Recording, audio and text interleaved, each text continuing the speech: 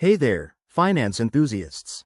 Welcome back to the channel where we break down complex topics into simple, actionable steps.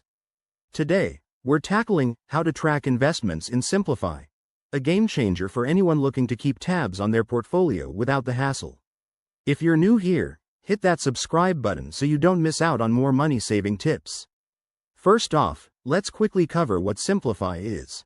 It's an intuitive app from Quicken that helps you manage your entire financial life, including investments, all in one place. It's perfect for beginners and pros alike, offering real-time tracking and insights to help you stay on top of your money. To get started, download the Simplifi app from your phone's app store and create a free account. This only takes a minute. Just provide your email, set a secure password, and verify your details. Once you're logged in, head to the Accounts tab. Here, you'll add your investment accounts by selecting Link Account.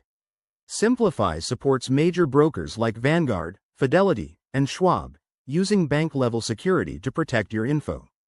After linking, your investments will sync automatically. You'll see a clean dashboard displaying your portfolio's current value, recent gains or losses, and performance trends. This visual overview makes it easy to spot what's working and what needs adjustment. Next, customize your tracking by categorizing investments. For example, tag stocks as growth or dividend to analyze them against your financial goals. Simplifi also lets you set up budgets or alerts for market changes, so you're notified if your investments dip or soar. The best part? Simplifi integrates with your overall budget, helping you see how investments fit into your long-term plans. It's not just about tracking, it's about making smarter decisions to build wealth. There you have it, folks. Tracking investments in Simplifi is straightforward and empowering. Give it a try today and take control of your financial future. If this video helped, drop a like, comment your experiences, and subscribe for more guides. Thanks for watching. See you in the next one.